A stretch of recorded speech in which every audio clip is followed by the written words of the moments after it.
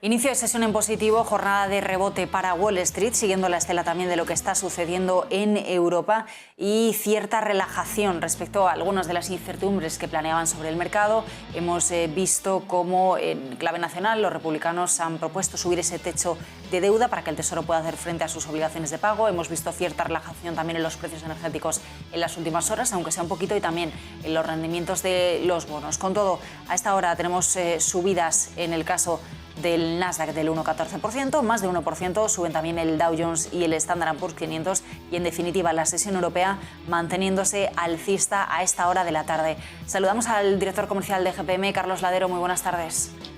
¿Qué tal? Buenas tardes. ¿Cómo ves el mercado? ¿Cuál crees que es el sentimiento que estamos viendo durante estas jornadas de subidas y correcciones?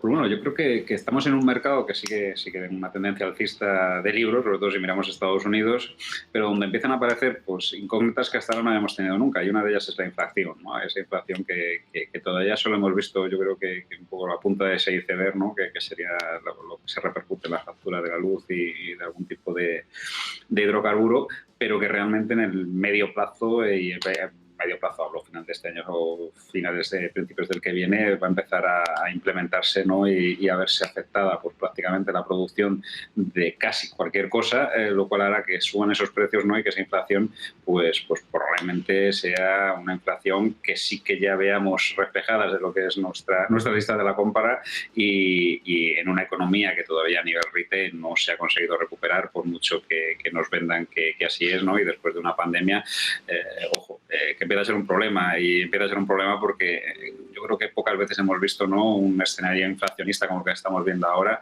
tanto financiero como real, con tipos, como estamos viendo, bonos alemanes, ¿vale? Pues en el 10 años en el menos 0,2. Entonces, volvemos otra vez, ¿no? a un escenario poco explorado, por no decir que nunca habíamos visto, y veremos la reacción de los mercados. Pensamos de todas maneras que tanto este año como el que viene vamos a seguir manteniendo el tipo, más que nada por la lluvia, ¿no? De millones que van a venir de bancos centrales, sobre todo, y post-pandemia. Pero ojito, ¿no? Ojito que esta situación cada vez empeora más, ¿no? Y ya llevamos mucho tiempo en aguas inexploradas, ¿no? Inexploradas por parte de casi cualquier economista que, incluso como a mí, le gusta la historia de los últimos 300 años, ¿no? Y bueno, las soluciones cada vez van siendo menos. Y Carlos, ¿cuál es el sentimiento respecto a Estados Unidos? Una semana marcada por algunos datos macroeconómicos del mercado laboral claves. Mañana vamos a conocer la tasa de desempleo, la cifra también de nóminas no agrícolas. Hoy, que como todos los jueves conocemos el dato de peticiones semanales de subsidio por desempleo, que han experimentado un descenso respecto a la semana pasada, y teniendo en cuenta que en el día de ayer, este miércoles, pues conocíamos cómo el sector privado creaba más de 530.000 empleos en septiembre. Era el dato que facilitaba ADP, un dato mucho mejor de lo esperado. ¿Hasta qué punto todos estos datos que estamos conociendo en el mercado laboral estadounidense podrían de alguna forma también tener algún tipo de impacto en las expectativas, en la actuación de la Reserva Federal? Bueno, yo creo que Estados Unidos, fijaros, hay una cosa que estudiamos hace poco, además hablaba con algún compañero, ¿no? Del tan criticado Trump. Pues para una situación como la que estamos viviendo y la que vamos a vivir, yo creo que lo que hizo fue muy bien, ¿no? Algo muy bien hecho, ¿no? Que fue prácticamente hacer autónoma, ¿no? Todo lo que es la economía americana, ¿no? Eso está sirviendo pues para que ahora veamos pues una economía que esfuerce por sí sola, que es capaz de aguantar incluso pues, problemas como los que está viendo en otros países. También algo en Estados Unidos, obviamente, la subida de precios es generalizada, pero con menos impacto que el que pueda tener en Europa o pueda tener en Asia de las materias primas. Los datos son muy buenos y sigo pensando que el gran ganador de toda esta crisis, gracias a ese proteccionismo y sobre todo gracias a esa, entre comillas, independencia, ¿no? Va a ser Estados Unidos, ¿no? Y así lo estamos viendo. Yo creo que mira la bolsa, si está mirando Europa, está mirando España, pues la verdad es que en los últimos 10 años, ¿no? Ha habido una evolución positiva, pero bastante flat, ¿no? No estamos ni siquiera en España, por supuesto, a años luz, ¿no? De lo que estábamos cuando tuvimos la crisis en 2008-2009. En Estados Unidos, pues bueno, pues está en niveles de máximos históricos y con rentabilidades de 4 veces, ¿no? Entonces, bueno, buenos datos, datos que están, además lo vemos muy lejos de los alemanes, lo vimos el otro día, e incluso de los datos chinos, que aunque no nos podamos creer la mayoría, pero bueno, también apuntan a una desaceleración, sobre todo provocada porque si alguien es dependiente de precio de las materias primas de China. Así que hoy por hoy nosotros seguiríamos estando, si estamos en renta variable en Estados Unidos, indudablemente. Y a futuro, si queremos seguir estando, queremos hacer una estrategia de pares, ¿no? De ponderación largo-corto, un long short. Desde luego, nuestra parte larga estaría siempre en Estados Unidos. Mencionabais el caso de esa renta variable y de Estados Unidos. ¿Cómo has visto la evolución del sector tecnológico en estas últimas jornadas y qué opinión te merece este sector en clave de inversión? Hombre, el sector tecnológico americano, bueno, hemos visto muchísima volatilidad por lo que vimos, la caída masiva de Facebook, ¿no? Es cierto que ha habido una concentración en los últimos años. Nos gusta mucho más ahora mismo, no por nada, sino porque creo que ya ha tenido muchísimo recorrido, ¿no? El tecnológico, las Alphabet, ¿no? Lo que era Google, Facebook, incluso Apple, creo que ya no tiene mucho más recorrido.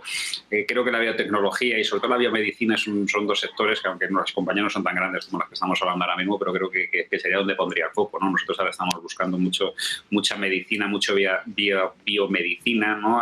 Queremos que la población sigue envejeciendo y lo hemos visto ahora, ¿no? Una pandemia como el tema COVID. Estas compañías obviamente son compañías con mucho futuro, una población que cada vez envejece más, sobre todo en África y en Asia, y que requiere de más medicamento, ¿no? y más investigación, con lo cual no, personalmente nosotros no nos iremos tanto a la tecnología, ni siquiera a las utilities americanas, ¿vale? Estamos mirando pues más sobre todo este tipo de compañías, ¿no? Compañías que tengan que ver con el sector de la medicina y el sector de la tercera edad. Y Carlos, ahora en esta próxima presentación ya de resultados empresariales del tercer trimestre, en Estados Unidos, ¿cuáles son los sectores que dirías que nos pueden dar una sorpresa más positiva? No sé si tenemos que seguir apostando precisamente por la tecnología o por las compañías ligadas al sector sanitario, como ahora estabas revisando, o si por el contrario, por ejemplo, las tecnológicas, precisamente por las grandes expectativas que hay respecto a ellas, son las que nos podrían dar la sorpresa negativa. Pues es probable, ¿no? Yo creo que tendremos que ver un poco compañías que vayan ligadas a todo el tema sector. En este tercer trimestre yo creo que no habrá impacto, si quiere que en el cuarto y en el primero, ¿no? Que tengan cierta vinculación, ¿no? A las subidas de precios que ha habido en materias primas y en energía, que todo lo que tenga que ver con acereras, con empresas del automóvil, todo este tipo de compañías, yo creo que vamos a ver profit y sobre todo bastante mermados esos resultados, que ya de por sí con el tema de COVID eran malos, pero bueno, se esperaba, ¿no? Que el sector de infraestructura sobre todo también creciera, ¿no? Pues veremos también que va a haber problemas en las cuentas de resultados, aerolíneas, sector turismo, que también podría ser una apuesta de riesgo, también en el sector americano, ¿no? Empresas bastante castigadas en el sector aeronáutico, otra vez, y desafortunadamente probablemente se compense, ¿no? la posible subida por esta porque la gente vuelva a viajar, ¿no? con esta subida de precios del petróleo.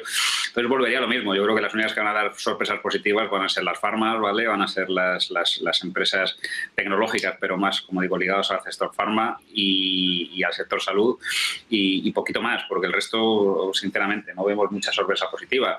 Hay un sector, ¿no? Que seguimos ahora estudiando con mucha atención, que yo creo que la gente olvida y que en Estados Unidos en su momento fue foco, ¿no? de muchas miradas, que es el del fracking, ¿no? Al final parece que sobraba gas en el mundo, ¿no? Con estos nuevos sistemas de extracción. Es cierto que por un tema de ecología y medio ambiente, pues muchas de estas explotaciones se vinieron abajo, y sobre todo por los bajísimos precios que tenía en aquel momento el gas. Pues quizá a lo mejor ahora vuelva a ser el momento. También en el sector minero, ¿no? Creo que pueden ser dos sectores que con esta inflación, un crecimiento y sobre todo con este tipo de compañías, ¿no? En las cuales pues al fin y al cabo su materia prima, es decir, de lo que viven, está subiendo y es subiendo a niveles de 2 dígitos, pues podrían ser buenas opciones, ¿no? Yo creo que para nosotros, Estados Unidos y seguro un nuevo tercer trimestre, sobre todo tercer, cuarto trimestre, apostaríamos más por estas compañías y menos por cualquiera que dependa mucho de la energía dentro de su cuenta de resultados. Mirando al IBEX 35, mirando a España, al mercado del IBEX, hoy están destacando sobre todo esas subidas de Endesa, de Iberdrola, ante la posible revisión del decreto eléctrico del Gobierno. ¿Cómo ves estos ascensos y, en cualquier caso, qué opinas, ¿no? de este sector en este momento en el que sigue habiendo cierta incertidumbre? Pues desafortunadamente, y yo que me considero bastante español y muy español y me encanta que a las compañías españolas les vaya bien, es decir, tenemos un problema y un gran problema, lo llevamos arrastrando desde hace varios gobiernos. Esto no es una cuestión, yo creo, ni siquiera ya de colores muchas veces, ¿no? De una incapacidad de tener una regulación que dé cierto soporte a todas estas compañías para que se siga invirtiendo en España, ¿no? Hemos visto, pues, como bien dices, que Iberdrola, incluso la propia Arcelor, ¿no?, subían bastante, ¿no? ¿Por qué? Por lo que hemos dicho antes, ¿no? Una energética y una empresa que depende muchísimo de la energía para producir acero, pues bueno, pues si realmente pasa lo que dicen, ¿no?, y se va a autorregular y sobre todo se va a hacer un flat, ¿no?, en ciertas tarifas para evitar que siga subiendo exponencialmente el precio de la luz y del gas, pues genial, ¿no? El problema es que mañana vuelve a pasar otra cosa, ¿no?, y se vuelve a desinflar de otra manera. Esto cansa mucho al inversor, sobre todo el inversor extranjero no lo entiende, ¿no? Ya nos pasó en su momento con las renovables, nos está pasando ahora con esto, también nos está pasando con el alquiler, lo vimos ayer y antes de ayer con inmobiliarias cayendo fuerte. Tenemos que ser un poquito prácticos, lógicos, quizá mirar un poco a Portugal, ¿no?, que podría ser un buen ejemplo, ¿no?, y crear estructuras tanto fiscales como legislativas, ¿no?, que permitan, pues, que el inversor extranjero se sienta cómodo y que sepa que los próximos 5 años esto no va a cambiar, ¿no? Las normas del juego y las reglas no van a cambiar y medianamente, pues, ser razonables, ¿no? Entonces, bueno, Iberdrola había caído bastante, Acciona había caído bastante, Endesa había caído bastante, pues bueno, están recuperando ya algo, ¿no?, a nivel de especulativo, veremos, ¿no?, porque estos real decretos, como bien sabes, no son definitivos, mañana pueden volver a cambiar y se acabó. Insistir, ahora mismo no está entrenando institucional, el institucional es el que se ha ido, ¿no?, para que vuelva a entrar o hay una regulación medianamente decente, ¿no?, y un gobierno medianamente estable en cuanto a sus decisiones, pues seguimos viendo mucha especulación, pero poca entrada de capital realmente institucional, manos fuertes, ¿no?, que son las que nos interesan a todos. Aprovechando, por cierto, Carlos, este repaso por las energéticas, en este caso mencionabas ahora Iberdrola. Esta semana, a principios de semana, el martes, veíamos un sorpaso en el IBEX 35. Santander se colocaba como la segunda compañía por capitalización bursátil del selectivo español, superando a Iberdrola, que se ha quedado en una tercera posición, en medio también de las caídas, ¿no?, en este contexto del decreto del Ejecutivo español. ¿Cómo ves a Santander? Bueno, Inditex, evidentemente, sigue siendo el líder, ¿no?, del IBEX 35, pero ¿cómo ves a Santander ahora que se ha colocado en esta segunda posición? Bueno, pues hemos visto, no Santander, sino los bancos, y volvemos a lo mismo, los bancos españoles.